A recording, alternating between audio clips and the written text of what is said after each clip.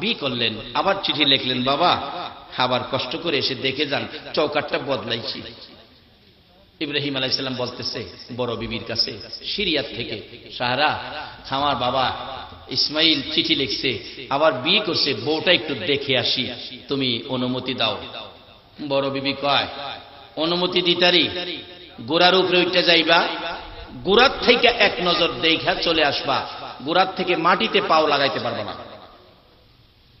ইব্রাহিম আলাইহিস সালাম কয়, সাহারা 12 বছর হয়েছে ইসমাইল দেখি না, আমার কি মনটা চায় না একটু ভালো করে দেখি? কোনো কথাই শুনতে চায় না। ওয়াদা দাও, গোড়ার থেকে দেখাইবা, পাও লাগাইতে পারবো না।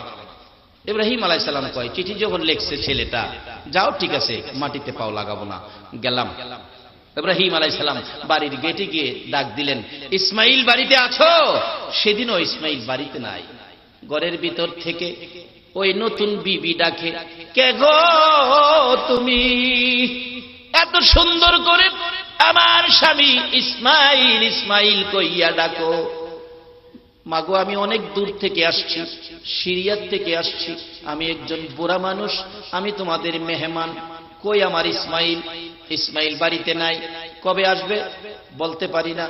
যাই হোক, আপনার পরিচয় আগে দেন, ইসমাইলের পরিচয় আর নিতে হবে না। আপনি কে? ও ভৌমা, আমি হলাম গো তোমার স্বামী ইসমাইলের বাবা হযরতে ইব্রাহিম খলিল। এই কথা